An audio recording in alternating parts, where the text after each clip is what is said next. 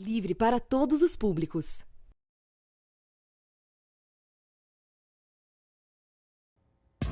Olá, pessoal. Sexta-feira, 28 de fevereiro. Bom para todos, começando ao vivo com análise das principais notícias e os destaques do dia. Estamos ao vivo também pela Rádio Brasil Atual 98,9. É só sintonizar. Participe pelas redes sociais, no canal da Rede TVT, no YouTube e Facebook. E pelo WhatsApp também, 11 997 98 4042. Eu estou esperando o seu comentário.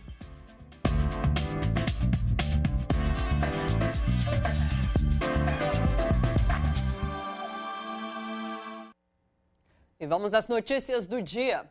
O Ceará pediu prorrogação da GLO por mais 30 dias. O decreto presidencial de garantia da lei e da ordem, que permitiu o envio de tropas militares ao estado, vence hoje. Mas Bolsonaro já anunciou ontem que não vai atender ao pedido. E aproveitou para mandar um recado aos governadores de todo o Brasil.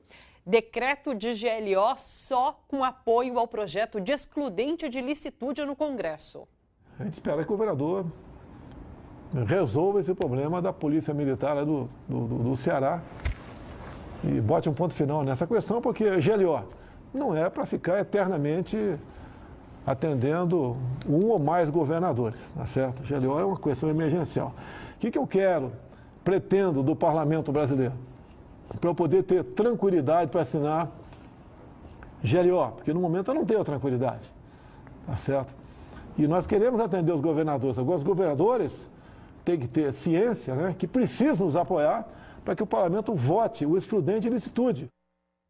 O motim de policiais militares no Ceará entra hoje no 11º dia. De acordo com a coluna de Mônica Bergamo, na Folha de São Paulo, hoje, governadores de ao menos 4 estados se organizam para enviar forças de segurança ao Ceará, caso Bolsonaro, de fato, não renove a presença do Exército e da Força Nacional no estado. Segundo a reportagem, Maranhão, Piauí, Bahia e Rio de Janeiro acertaram o envio de tropas ao estado. Ainda na transmissão de ontem pelas redes sociais, Bolsonaro afirmou que a jornalista Vera Magalhães mentiu ao noticiar que ele, presidente, teria enviado o vídeo por WhatsApp convocando para uma manifestação contra o Congresso e o STF. Bolsonaro disse que o vídeo se referia a uma manifestação de 2015. A jornalista reafirmou a veracidade da notícia e observou que o episódio da facada, ocorrido em 2018, é mostrado nesse vídeo, que, portanto, ele não poderia ter sido produzido em 2015.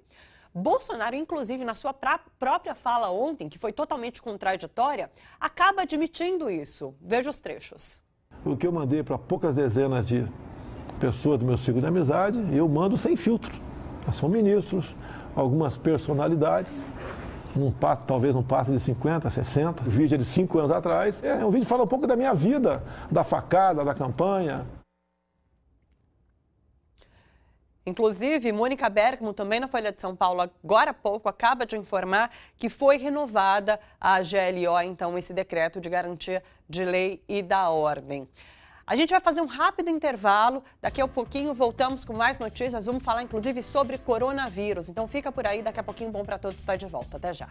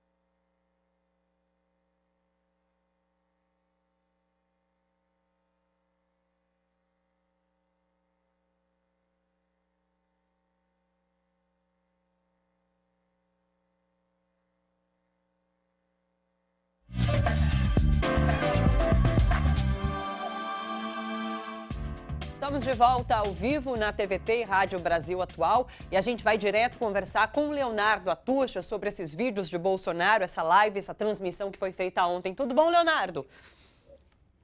Oi, Thalita, tudo bem? Me escuta bem? Tudo em paz? Escuto bem, tudo certo. Leonardo, fica muito descarado e evidente nesse vídeo de ontem de Bolsonaro que ele não tem nenhum compromisso com a verdade e com a informação, porque na fala dele você já vê todas essas discrepâncias de informação, né? É inacreditável, né, Thalita? Você tem um presidente que realmente, como você falou, não tem nenhum compromisso com a verdade. Como é que pode o indivíduo dizer que o vídeo é de 2015 se ele tem uma cena de uma suposta facada de 2018, né? E aí, eu falo suposta porque é o seguinte, porque esse tema divide muita gente, tem gente que acredita, tem gente que não acredita, mas quando ele mente tanto, ele dá razão àqueles que desconfiam, porque como, assim, quer dizer, é óbvio, né? Ele vive, ele se alimenta da mentira, da fake news, parece que ele está convencido do seguinte, se eu mentir mais alto, né, eu vou ter um público que vai me seguir em qualquer circunstância. Então, eu acho que a gente vive uma situação dramática no nosso país. Acho que isso nunca aconteceu, não há precedentes de um governante que minta descaradamente. A gente até conversa sempre aqui sobre os discursos de Bolsonaro e como tem muita gente pensando esses discursos. Mas daí o que fica aparecendo é que passam para ele e na hora dele fazer de fato o discurso, ele coloca uns cacos ali que acaba desmoronando com tudo aquilo que foi pensado e estruturado. É exatamente isso, Thalita. Eu fico pensando assim, hoje eu fiz um programa de manhã aqui na TV 247 e eu entrevistei um jurista, que é o Marcelo Shoa, professor lá de Fortaleza. Ele falava o seguinte, olha, seria muito melhor que o Bolsonaro falasse o seguinte, olha, não, eu mandei esse vídeo só para os meus amigos, né? Era uma roda, eu recebi, compartilhei. Então ele assume que distribuiu, né? E ao mesmo tempo conta uma mentira claramente dizendo que o vídeo era de 2015. Se ele falasse que mandou só para os amigos, quer dizer, seria grave, mas nem tanto, porque ele poderia dizer o seguinte, olha, não, eu tenho milhões de seguidores nas minhas redes sociais e eu não coloquei no meu Twitter, eu não coloquei no Facebook, eu não convoquei, né? Então foi uma mensagem de cunho privado. Mas, evidentemente, ele está se complicando nessa história e a gente acabou de subir uma manchete agora também, muito interessante, porque o locutor do vídeo, ele é funcionário do governo federal. Ele trabalha na Embratur, ele tem um cargo comissionado. Então a gente começa a pensar que esse emparedamento do Congresso Nacional não é acidental, né? É uma estratégia objetiva do governo Bolsonaro, mas até agora, aparentemente, ele não tem força para atingir o seu objetivo. Porque o que fica disso tudo é a convocação para um ato. Ele fez a publicidade desse ato de fato. Fez a publicidade. Agora, a gente sente na live também que ele recuou, né? Ele falou, olha, não vamos exagerar. Ele age assim, ele vai testando. Então ele testa. Vamos ver, se colar, colou. De repente, se botar lá milhares de pessoas contra o Congresso Nacional, ele vai dizer que a sociedade mandou o seu recado. Se não for ninguém, ele não, eu não convoquei nada, ele não perde nenhuma circunstância. Agora, eu sinto também o seguinte, quer dizer, o que ele tanto reclama do Congresso Nacional? O que o Congresso não deu a ele?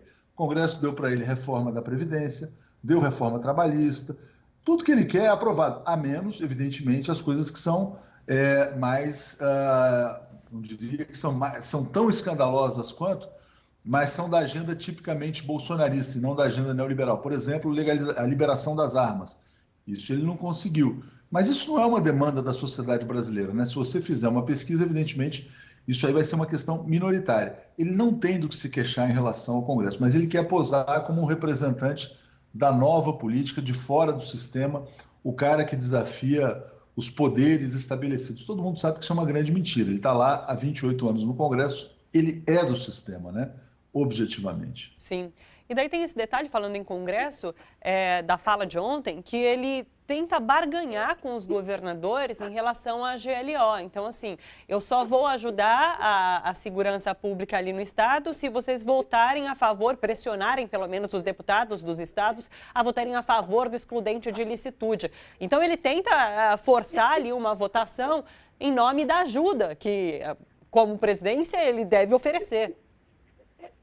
É uma obrigação dele, né? Se você tem um motim de policiais militares, como está acontecendo no Ceará, ele não pode né, condicionar a atuação do governo federal. É uma obrigação. E o que me preocupa muito foi ver essa notícia dos governadores que estão pensando em mandar policiais militares dos seus estados para ajudar na questão cearense. A gente vai criando um cenário, Thalita, de caos total no Brasil. Daqui a pouco vão dizer, não, então, peraí, esses estados aqui que estão ajudando o Ceará vão montar uma confederação. Né? Será que a gente não vai partir para uma confederação do Equador? Será que daqui a pouco não vão começar a falar, não, separa o Nordeste do resto do Brasil? Claramente, né, o Moro foi a Fortaleza, as pessoas ficaram muito desapontadas com a atuação dele, porque ele não teve nenhum compromisso ali em encerrar o motim policial. Há quem diga que o Bolsonaro estimula esse motim dos policiais. Por quê? Porque eles querem criar uma sensação de pânico, de insegurança no Ceará, em Fortaleza, para tentar ganhar a prefeitura. Né? Ganham a prefeitura, depois podem eventualmente ganhar o governo do estado, e é assim que eles querem enfrentar os governos populares, democráticos e progressistas do país. Agora há pouco, Mônica Bergamo deu na Folha de São Paulo que Bolsonaro, de fato, renovou a GLO. Então, a Força de Segurança vai se manter ali no Ceará. Você acha que é por conta desses 4 estados, 3 do Nordeste, mais Rio de Janeiro, que pressionaram, disseram, não, a gente vai mandar, então, a Polícia Militar para ajudar na segurança do estado? Então, de fato, Bolsonaro voltou atrás. Eu acho que pode ser isso, Thalita, mas também pode ser alguma coisa assim de um certo bom senso entre os militares, né? Eu acho que pode ter generais ali dizendo o seguinte, olha, isso aí não dá, né? A gente não pode permitir uma situação dessas, uma rebelião de policiais. Claramente a gente vê o Bolsonaro isolado, acuado, né? Mas ele tenta agitar, ele está sempre tentando agitar os seus seguidores, agitar essa base que é mais fanática, mas, na minha opinião, eu acho que pode ter havido uma pressão militar. Não tem informação de bastidor, mas é o que eu sinto como um cheiro assim da situação, né? Sim. Atucha, agradeço muito a análise aqui no Bom para Todos. Muito obrigada pela participação. Beijo para você, até a próxima. Sempre um prazer falar com vocês. Grande abraço a todos aí da TVT. Abração. Abraço, até mais. Vamos ao nosso estúdio agora. Quem me acompanha hoje é o jornalista Gilberto Nascimento, que é autor desse livro aqui, olha. O Reino, a história de Edir Macedo e uma radiografia da Igreja Universal. Gilberto passou décadas acompanhando o mundo da religião em veículos como a Folha de São Paulo, o Globo, Estado de São Paulo, Isto É. Para escrever esse livro, ele ouviu mais de 70 pessoas. Ex-bispos da Universal, representantes do Ministério Público, estudiosos. Foram 4 anos de apuração jornalística.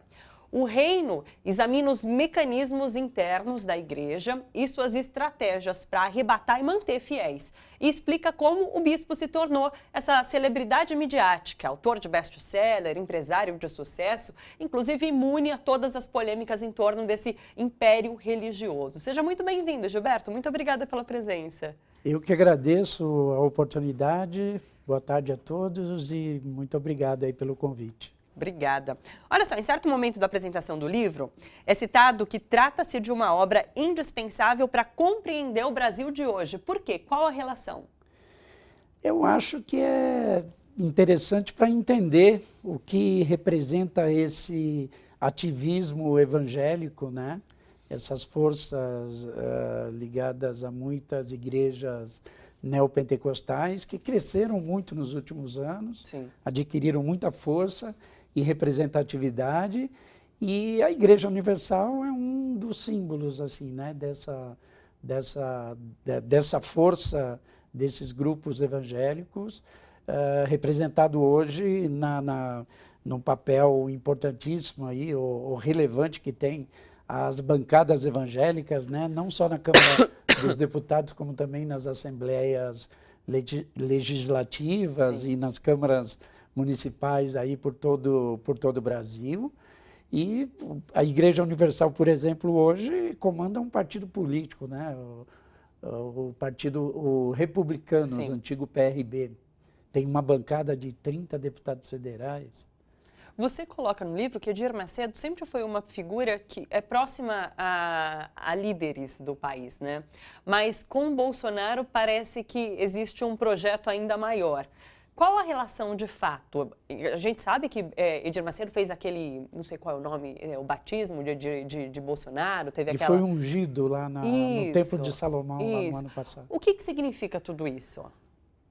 Olha, no livro eu mostro que a Igreja Universal sempre achou assim muito importante, sempre teve muito clara a importância de ter um papel político, uma força política. O Edir Macedo falava isso aos pastores próximos a eles, alguns dão um depoimento ali comprovando essa necessidade e a importância de ter a força política. Então, desde dos anos 90, a partir de 89, depois da Constituinte, ele foi elegendo representantes, sempre lançando candidatos para as câmaras e tal, e sempre também procurou ter boa relação com os governantes, seja quem fosse que estivesse no poder.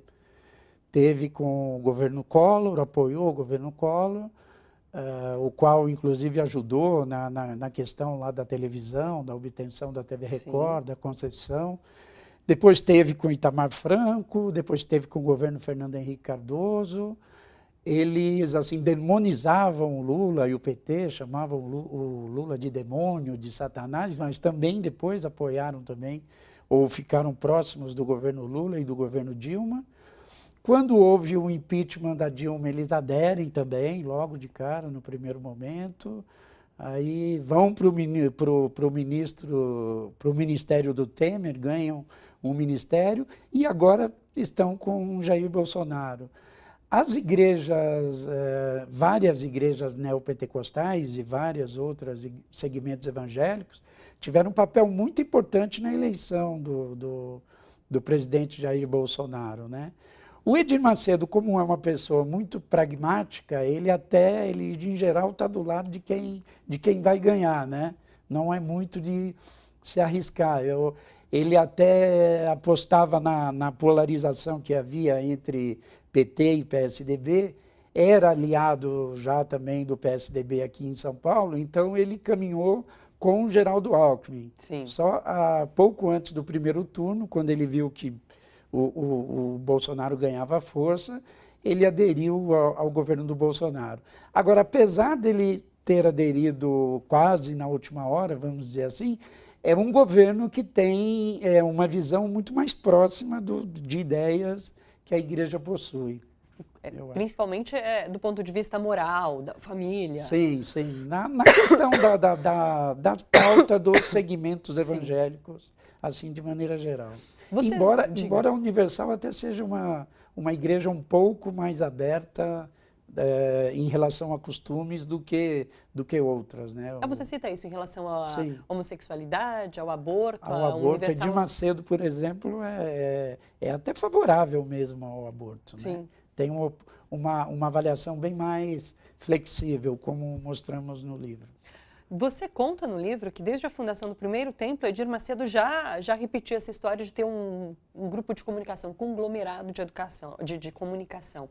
Então, desde ali o princípio, ele já pensava na estratégia, já era realmente um objetivo migrar para a comunicação. Sim, sim. Ele, até em conversa com ex-bispos, ex-pastores, algumas pessoas que atuaram na igreja durante muitos e muitos anos e conviveram com ele muito proximamente, né? Alguns chegaram a morar com ele durante algum tempo e contaram muitas histórias, o que ele sempre falava, o que ele determinava. Ele sempre foi uma pessoa muito focada e acredito que pelo fato até dele ter se sentido rejeitado em determinados momentos assim da vida dele, quando era criança, ele tem um defeito na mão e até na cinebiografia dele isso é mostrado, ele era vítima de bullying, de brincadeira de outros meninos, de outros colegas. Depois também, quando ele se converte à religião evangélica, logo de cara ele deseja ser pastor, né? Sim. E o líder da primeira igreja a qual ele passou a frequentar, a igreja Nova Vida, esse líder da igreja não acreditava no potencial dele. Até o subestimou muito. Depois ele junto com o cunhado, o R.R. Soares, que hoje é líder da Igreja Internacional da Graça, eles montam um movimento chamado Cruzada do Caminho Eterno, que depois vai dar origem à Igreja Universal. E o Macedo não era o líder era o R.R. Sim. E o R.R. também não acreditava no no potencial do Edir Macedo, né? Então, acho que a partir daí ele criou até uma obsessão, como alguns ex-pastores falam.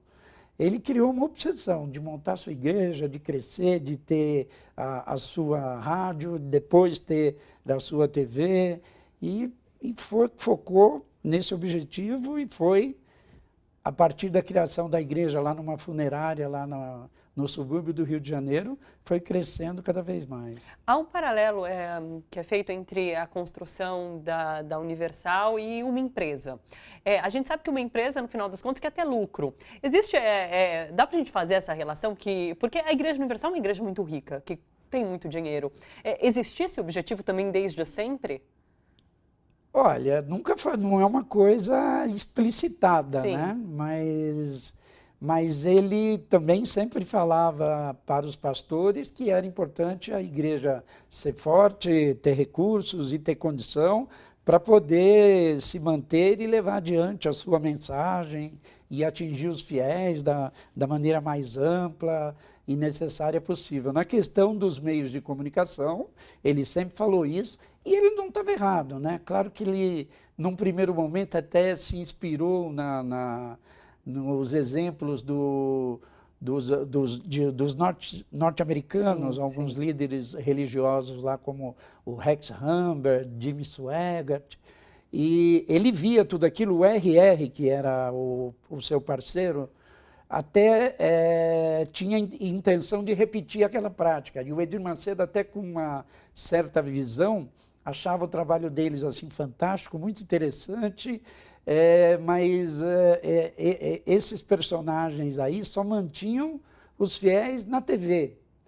E ele achava que tinha que usar a TV, mas tinha que levar o fiel para o templo também, mantê-lo no templo. Assim você fidelizava muito mais, né, os seguidores. Então ele teve claro isso desde o primeiro momento. A construção desse império midiático, de alguma forma, tem a ver com uma sede de vingança contra a Rede Globo? Porque na época que ele foi preso, a Rede Globo cobriu muito esse episódio, essa notícia. Tem a ver? Ele sempre se disse vítima de perseguição. Sim. E acho que se beneficiou até desse discurso, e muito. Eu acho que isso até ajudou a igreja muito mais, a crescer muito mais, porque ela era vítima, né? Sim. Para os fiéis, ela era perseguida, e ele atribuía essa suposta perseguição principalmente à TV Globo e à Igreja Católica. E isso fortalecia também, sim, a necessidade de ter os seus próprios veículos, né? E de cada vez ampliá-los e fortalecê-los cada vez mais. Como eu mostro no livro, na compra da TV Record, os fiéis doaram, muita gente doou o que tinha, até o fogão de casa, o colchão. Pastores ficaram sem receber salário, doaram carros que tinham. Então houve uma mobilização, um empenho, uma coisa muito forte.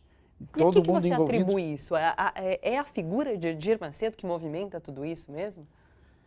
Olha, ele é um líder e ele é uma pessoa que tem carisma e tem um discurso que, de fato, convenceu muito e muita gente, né? Sim. Senão ele não teria chegado até onde ele chegou. Claro.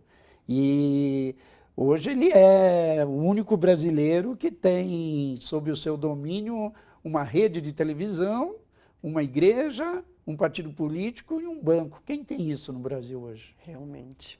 Para que a gente já continue essa conversa, a gente vai falar agora sobre coronavírus. A Organização Mundial da Saúde acaba de elevar para muito alto o risco de epidemia de coronavírus no mundo. Segundo o diretor-geral da OMS, o número de países afetados nos últimos dias são motivo de preocupação.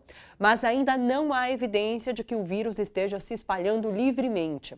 No Brasil, em 24 horas, subiu de 7 para 300 o número de casos suspeitos.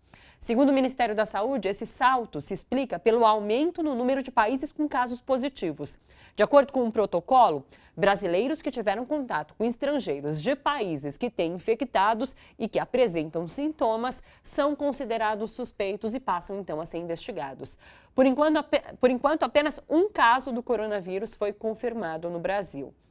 Na Itália, que é foco da epidemia na Europa, o número de vítimas chegou a 17. O boletim de ontem registra 650 pessoas infectadas pelo coronavírus no país, com concentração dos casos nas regiões da Lombardia. E aí, para a Itália, que a gente vai agora conversar com a Paula Ferreira e com o Walter Fernandes, que são jornalistas da RTM Brasil. Oi, Paula. Oi, Walter. Boa tarde, Thalita, e também telespectadores da TVT. É um prazer estar com vocês de novo. Boa tarde. Prazer é nosso. Eu queria que vocês comentassem, então.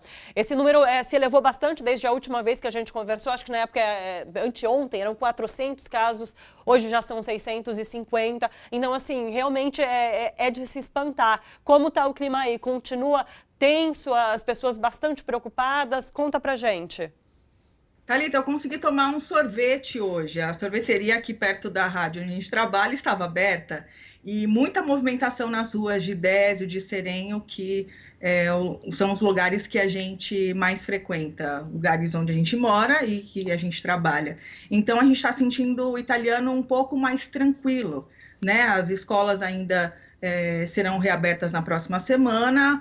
Muitas crianças nas praças, hoje a gente viu, fez um solzinho por aqui, 14 graus, é uma temperatura gostosa, né? E o presidente da República, por exemplo, o Sérgio Mattarella, ele disse que o conhecimento é um antídoto para medos irracionais. Ele destacou essa questão dos medos irracionais também. Ele agradeceu o pessoal que está trabalhando na linha de frente para conter o avanço aí do coronavírus, agradeceu pesquisadores, a proteção civil, também médicos, enfermeiros, aqueles que estão trabalhando também, né, nesse sentido para conter esse avanço. E destacou a importância da unidade da nação. A Itália, a gente sabe que é dividida em duas partes, o sul e o norte, e nesse momento delicado ele pediu a união da Itália para que a Itália vença o vírus.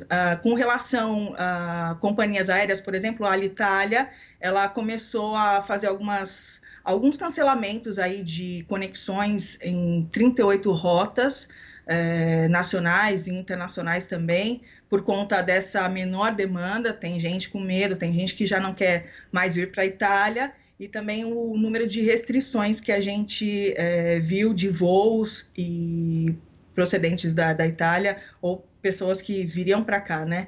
A gente, desde ontem, também tem visto países como Dinamarca, Estônia, Lituânia, Holanda e Nigéria, que infelizmente registraram os primeiros casos, e todos com ligação com relação à Itália, né? Com ligação à Itália. Sim. Walter, eu vi que a Itália passa por uma discussão interna, inclusive, sobre o número de testes que estão sendo feitos. Então, num comparativo com a França, por exemplo, a Itália fez já 11 mil testes, enquanto a França fez 1.000 testes. E daí a crítica é essa, justamente, de se fazer testes em pessoas que às vezes não apresentam sintomas do coronavírus, mas de uma gripe comum. Qual a recomendação que vocês recebem aí? É de procurar, de fato, o hospital? É de ficar em casa e esperar talvez mais sintomas? Qual é a recomendação? A recomendação, na verdade, é que as pessoas não procurem os hospitais por qualquer situação, qualquer sintoma, né? Até porque, como você bem disse, os sintomas se assemelham a uma gripe forte, a uma outra doença sazonal, principalmente aqui que nós vivemos no inverno europeu. Então, o que eles recomendam? Se você tiver qualquer sintoma, eles deixam linhas disponíveis, né, em cada região para que as pessoas procurem o sistema de saúde por meio do acesso telefônico. Até porque aqui na Itália, por exemplo, você tem o atendimento domiciliar. Então, esses médicos eles vão até as casas e fazem o atendimento com o paciente nas casas para evitar aquele médico da família, né? Exatamente, é o chamado médico da família, a gente poderia chamar aí no Brasil. Então, essas pessoas elas podem procurar por meio das linhas telefônicas, entre em contato com o sistema de saúde regional e aí eles vão indicar o médico que vai até a residência para fazer,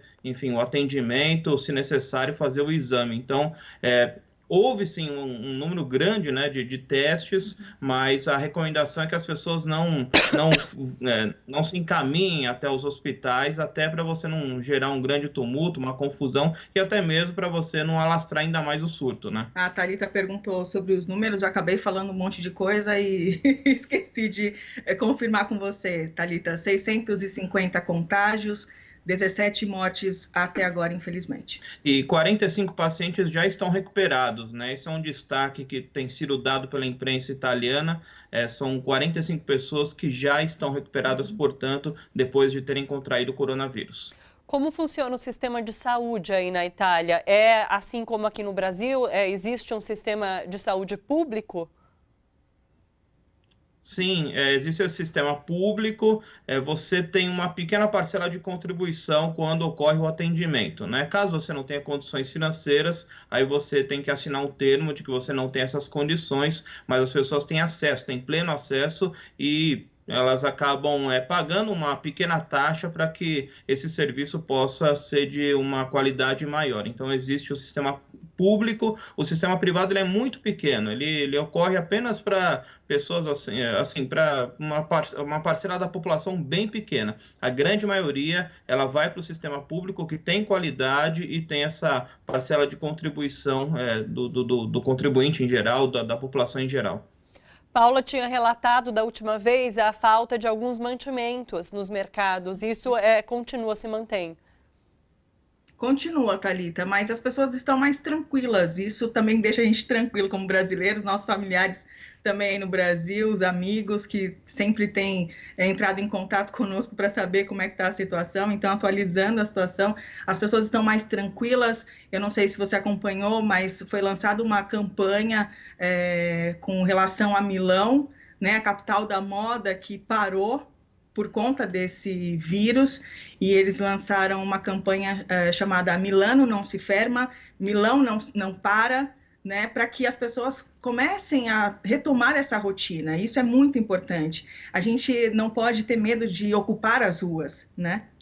Inclusive algumas lojas, infelizmente lojas chinesas, né, fechando por conta, não pela transmissão do vírus em si, mas pelo medo das pessoas, né? A Chinatown, que é um bairro todo chinês em Milão, um bairro com cerca de 25 mil chineses, ele também todo fechado durante a semana. Então, houve uma relação entre China e coronavírus que, enfim, passou dos limites, infelizmente, e aos poucos, as autoridades e também a população vai se dando conta de que foi um grande exagero, né? Agora, só um dado importante com relação às escolas, escolas de algumas regiões já devem reabrir na próxima semana, né? Na Emília-Romanha, também no nordeste do país e em Piemonte. Então, são províncias e regiões importantes da Itália que vão voltando às aulas. Por quê? Foram 5 milhões de estudantes sem aula nessa semana, o que dá um total aí de 60% da população escolar do país. E também na chamada Zona Vermelha, ali onde ocorreu o foco, né, ocorre o foco do surto, ali em Lodi, a província de Lodi, aqui também na Lombardia, as agências dos Correios, que tinham fechado também, elas reabriram as portas hoje e aos poucos a gente vai retornando à normalidade no país. Não sei se vocês têm informação sobre isso, mas, de qualquer forma, as notícias hoje na grande imprensa é sobre Papa Francisco, sobre uma gripe, um resfriado que Papa Francisco teria, mas não há relação até o momento com o coronavírus. Aí na Itália há alguma informação a mais? Por enquanto não chegou essa informação para nós. A imprensa italiana ela tem vamos colocar assim que eles a tinta é um pouco mais forte muitas vezes, né? Eles exageram bastante. Se aí no Brasil a gente vê muita coisa, aqui o negócio é feio, é muito feio. Então você vê as manchetes que realmente deixam você em pânico. Só de você ler os jornais, acessar a internet, é bem complicado aqui. Perfeito. Paula, Walter, muito obrigada, um grande beijo para vocês. E numa próxima, vocês voltam aqui para conversar comigo, tá bom? Tá bom. Um beijo. Um beijo, até mais. Olha só, Bom para Todos faz agora um rápido intervalo. Fica por aí que daqui a pouquinho a gente volta. Até já.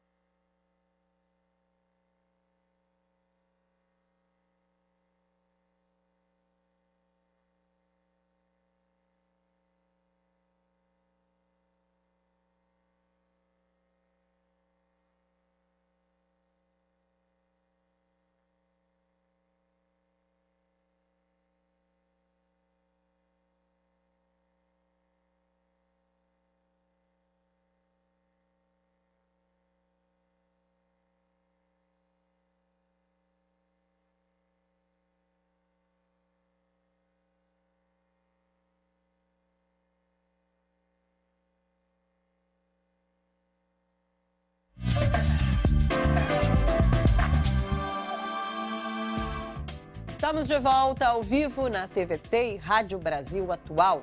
No estúdio hoje recebemos o jornalista Gilberto Nascimento, autor do livro O Reino, a história de Edir Macedo, uma radiografia da Igreja Universal.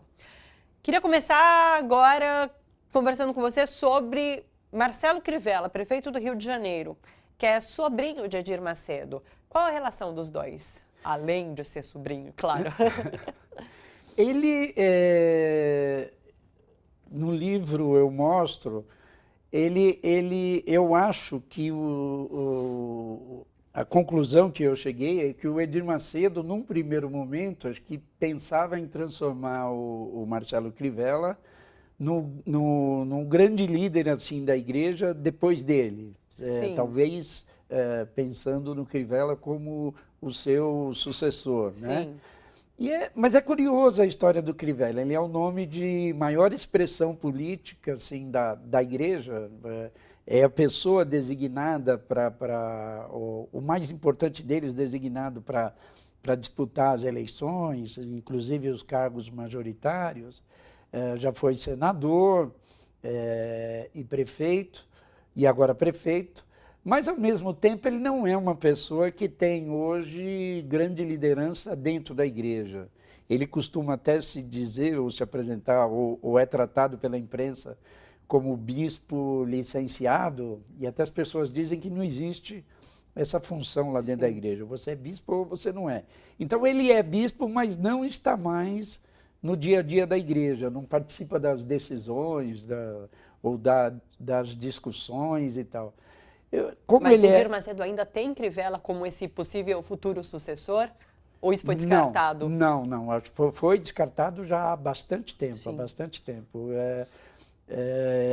Inclusive em 2008, 2007 já, na verdade, quando Edir Macedo lançou a sua primeira biografia oficial, lá, o livro O Bispo, o Edir Macedo já até falou que o seu sucessor seria o ex-bispo da igreja lá, Romualdo Panseiro, que foi líder da igreja no Brasil, foi líder da igreja em Portugal, e o Edir Macedo o colocava como sucessor, mas logo depois também tiveram problemas, romperam, fizeram até um acordo momentâneo, o Panseiro ficou lá no exterior durante um bom tempo, e agora, já há alguns anos, o Edir Macedo vem preparando o seu genro, né? O bispo Renato Cardoso, que é casado com a filha dele, Cristiane, e que hoje é o homem forte da igreja depois do Edir Macedo. Sim. Edir Macedo em nenhum momento teve aspirações políticas, ele mesmo? Lá atrás a gente ouviu falar alguma coisa assim, até de desejo do Edir Macedo de que a igreja lançasse alguém à presidência da República, ou que um dia elegesse um presidente da República, mas isso sempre ficou só nos comentários. Eu acho que também, por mais que a igreja tenha crescido muito, ganhado muita força e tem toda essa representatividade hoje, na verdade também nunca houve um quadro que favorecesse a isso, né? Que tenha chegado próximo dessa realidade. O máximo que eles conseguiram, de fato, até hoje, em termos de representação, foi eleger o prefeito Crivella lá no Rio. Quando o Bolsonaro fala que quer um próximo ministro do STF terrivelmente evangélico, tem influência de Edir Macedo? Eu acho que tem, tanto do Edir Macedo quanto dos outros líderes evangélicos que também apoiaram o Bolsonaro, né? Claro que aí talvez deva haver uma disputa, cada um querendo emplacar o seu nome ou quem julgar melhor para a função, mas ainda não... A gente viu algumas especulações de nomes, até da própria Universal, mas não se sabe quem seria essa pessoa aí. Você coloca no livro que a Igreja Universal não é a maior em número de fiéis, mas Edir Macedo construiu esse império, de fato, não só a igreja, mas, como a gente já falou, o império da comunicação, da política. Como se deu isso? Você havia perguntado antes, até, por exemplo, sobre as empresas, né? A Universal tem dezenas de emissoras de rádio, TV, tem portais, tem jornais, gráficas e empresas até nos mais diversos setores aí, né? Corretora, seguradora, empresa de plano de saúde, hospital. Então, ela cresceu muito e ela adquiriu muita força, né? Sim. Mas, desculpa, eu fui falar das empresas e perdi um pouquinho. Não, de fato, o que se difere, o que ela tem de diferente das outras igrejas? Porque é isso, apesar de não ter um número tão grande de fiéis, ela de fato consolidou esse império. Eu acho que por causa desse poder ou das polêmicas que ela causa ou que ela causou, e por chamar atenção ao adquirir um grupo de televisão tão forte como a TV Record, ela passou a ser alvo, né, de toda a mídia, de toda a sociedade. Ela chamou muito mais a atenção pelo fato da maneira dela de cobrar o dízimo, pela maneira como cresceu, ela chamou muito mais a atenção. E algumas polêmicas, né, como o caso do chute na Santa, o vídeo que se tornou público depois, que na época, naquele momento eu era repórter da revista Isto É e tive acesso a esse vídeo, por acaso, até antes da TV Globo. Sim. Mas todas essas situações e também a polêmica com a Globo, com a Igreja Católica, tudo isso chamou muito mais atenção. Ele usou essa publicidade, então assim, até quando era ruim, no caso da prisão dele, ele conseguiu reverter isso para ele se tornou a vítima daquele processo todo. Ao posar com aquela foto na cadeia, né, ele sempre soube utilizar ganhar com essa imagem de suposto perseguido, né, de vítima de perseguição da Igreja Católica e da TV Globo. Então, a Universal chamou muito mais atenção, mas ela segundo os números do IBGE, pelo menos são os dados oficiais, ela tem 1,8 milhão de seguidores. Sim. Pode até, obviamente, ser mais, mas o número oficial é isso. As igrejas evangélicas maiores no Brasil são a Assembleia de Deus e a Congregação Cristã do Brasil e a Igreja Batista. Com um número muito diferente. A Assembleia tem cerca de 12 milhões de seguidores. Nossa, bem diferente, sim. É. A gente falando sobre ele ter revertido esses casos todos que poderiam ser negativos, ele reverteu positivamente, ele é alvo de várias acusações, inclusive. Nunca foi condenado de fato, mas são vários os processos que ele sofreu. Sim, sim.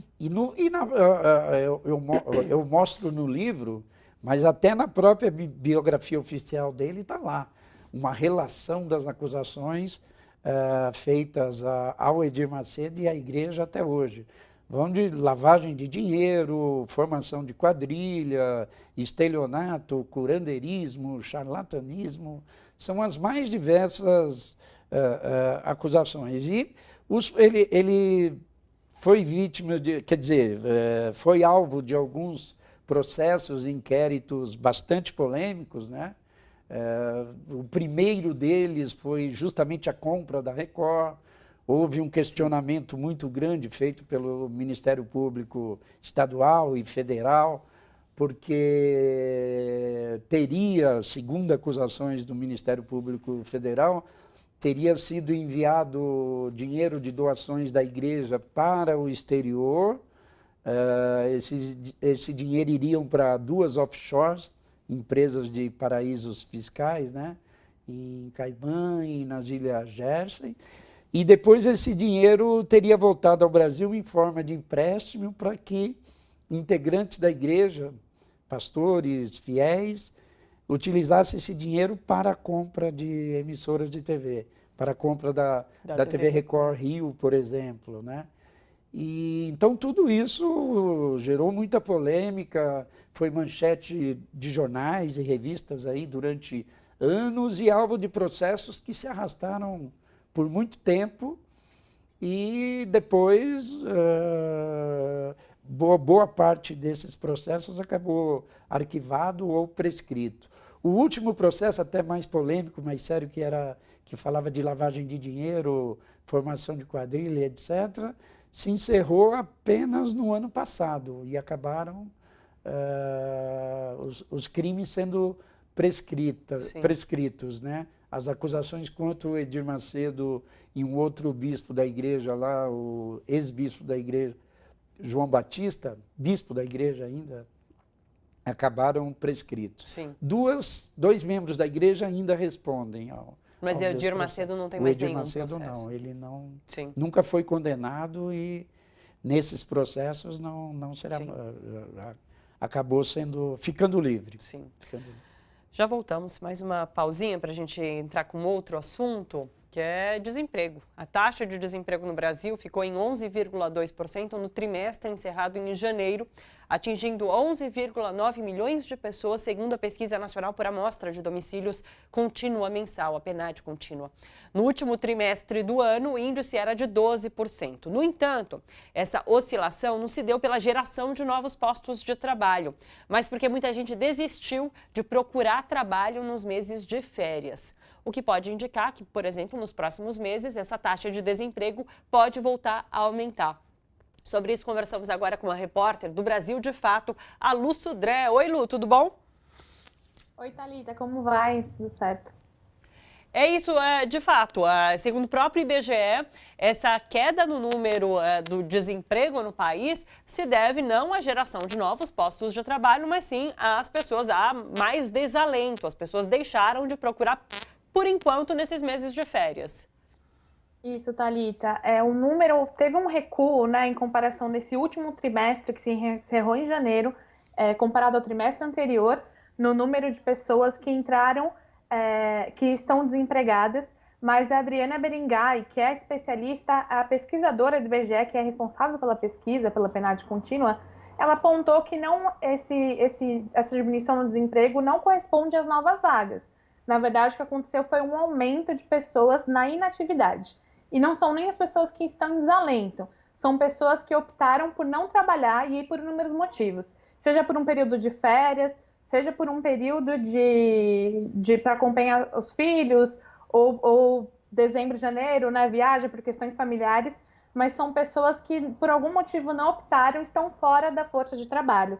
Então, são mais de 800 mil pessoas nessa situação, e por isso que teve essa pequena queda no número de desemprego. E, infelizmente, não quer dizer que os postos de trabalho aumentaram, que as pessoas estão inseridas no mercado de trabalho do jeito que deveriam, né? Na verdade, a situação ainda está bem complicada, né? São 11,9 milhões de pessoas, então é um contingente de pessoas desempregadas muito grandes ainda.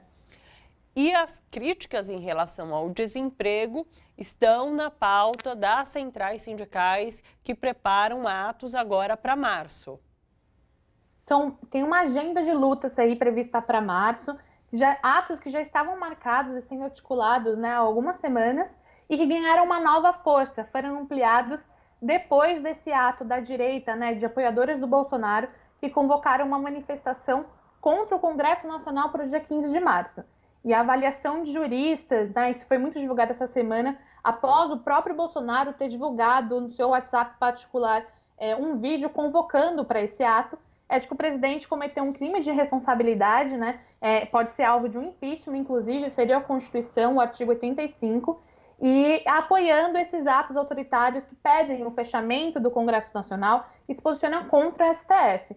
Então, esses atos que estavam marcados, por exemplo, o 8 de março, que é um ato histórico aqui, né, para as mulheres de todo o país, também vai abordar a defesa da democracia e do Estado Democrático de Direito, polarizando, se contrapondo ao ato do 15 de março, né, desses grupos autoritários pró-Bolsonaro.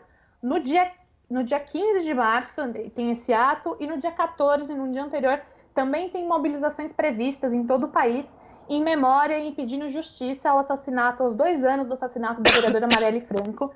Essa mobilização também vai carregar a defesa do Estado Democrático de Direito, né, em todo o país.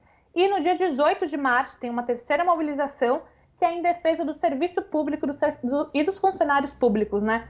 Que o serviço público, a máquina estatal, está sofrendo um desmonte que vem acontecendo nos últimos anos, depois do impeachment da presidenta Dilma, com o próprio Temer, e que agora está a todo vapor com Paulo Guedes à frente do Ministério da Economia e com a proposta da reforma administrativa que o Guedes está defendendo.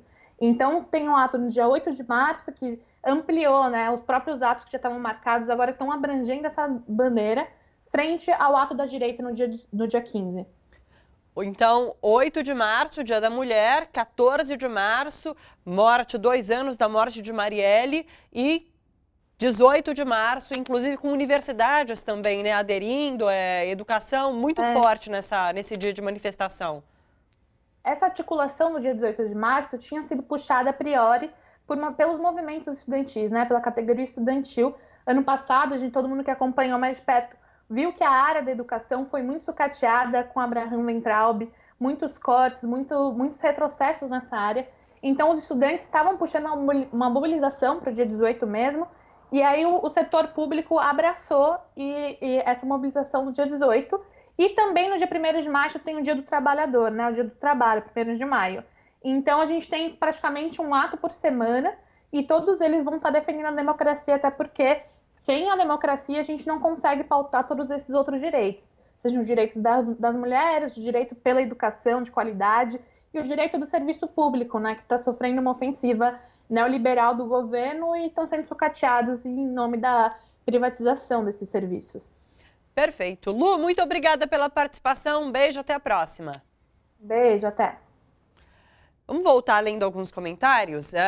Olha só, Adriana Paiva está com a gente, Ricardo Neto de Recife, Leila Araújo, falou até que enfim é sexta-feira, Cleiton Domingos, Cleide Kubik, Dude Macedo, Floreal Domingos, de Poá, São Paulo, Eduardo Goulart está dando boa tarde para a gente, é de Madre de Deus, Bahia, o Aldemir de Lima, Marechal Deodoro, Alagoas, Ronivaldo Jesus, Leandro Venturama, Eduardo Goulart, ele falou assim sobre Edir Macedo, ele falou flexibilidade total, o negócio é estar ao lado do poder. A Ruth Lima de João Pessoa está com a gente, Salvador Batista, Carmênia Piraino, que gostou muito da entrevista sobre coronavírus, que bom, Rita Rodrigues está nos Estados Unidos, Renato Gonçalves, Ponto Novo, Bahia, Rosângela Martins Piedade, Balneário, em Pinhal, Rio Grande do Sul. A Carmen Rossi de Freitas perguntou qual é o banco do Edir Macedo. Banco Renner. Hoje ele tem 49% das ações, mas ele já foi dono do Banco de Crédito Metropolitano, que depois foi acusado pelo Banco Central lá de cometer irregularidades e foi fechado. É muita flexibilidade mesmo, como disse a internauta. Juliana Assunção também está com a gente. E o Fernando Gregório, que acompanha todos os dias aqui com a gente, ele mandou uma pergunta também. Ele diz assim, em outras palavras, a Igreja Universal é um mega projeto de poder. A pergunta é, Edir Macedo é o líder ou há outros grupos por trás disso? Olha, que eu saiba, ele é o líder da igreja. Eu não tenho essa informação Sim. de que teria outros grupos por trás. Essa informação eu não tenho. Houve até uma polêmica em relação à instalação da CNN Brasil, o fato de o Douglas Tavolaro ser o vice-presidente da TV Record e ligado à igreja durante anos, o fato Sim. dele ser o CEO da CNN, deu margem a essas especulações. Foi bastante comentado e tem gente que ainda sustenta essa informação, mas a CNN nega veementemente. Houve até recentemente uma polêmica lá na qual a TV Record passou a atacar e criticar o empresário Rubens Menin, que é o dono da CNN, o dono da sim. CNN Brasil, dono da MRV e dono da CNN Brasil. A Record até fez algumas reportagens criticando, mostrando denúncias de problemas e irregularidades e processos contra a MRV, o que ainda deixou a coisa mais nebulosa ainda. Sim. Mas você cita também uma outra característica de Edir Macedo, que é o caráter autoritário. É de fato uma pessoa autoritária? Ele é o líder máximo da instituição, da organização, comanda com mão de ferro. Sim. Né? Ele é o líder absoluto. Agora, por outro lado, ele delega as funções para algumas pessoas de confiança e até pela grandeza, pelo porte, pelo tamanho da igreja hoje, que está espalhada pelo mundo. Então, para você cuidar da igreja em Portugal, nos Estados Unidos, no México, no Brasil, você vai precisar de muitas outras pessoas também com capacidade de liderança, sim, de gestão, né?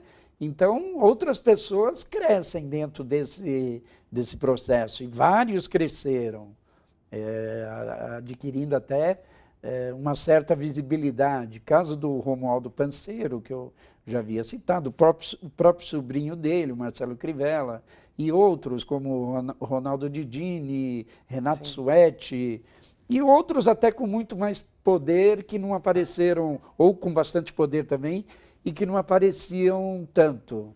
Não são conhecidos do grande público.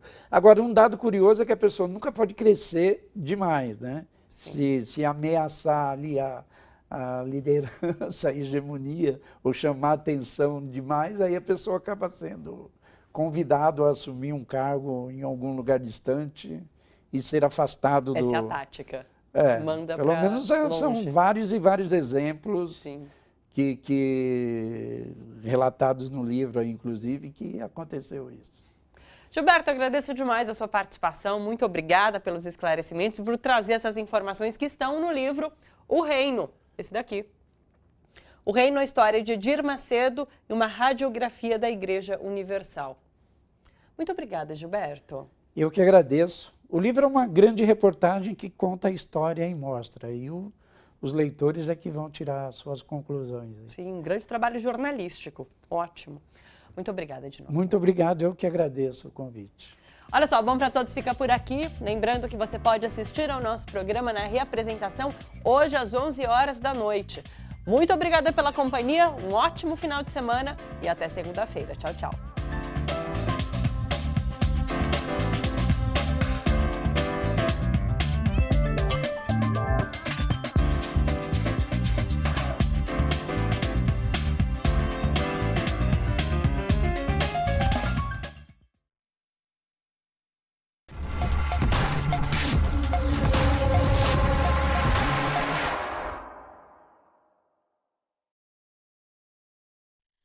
Livre para todos os públicos.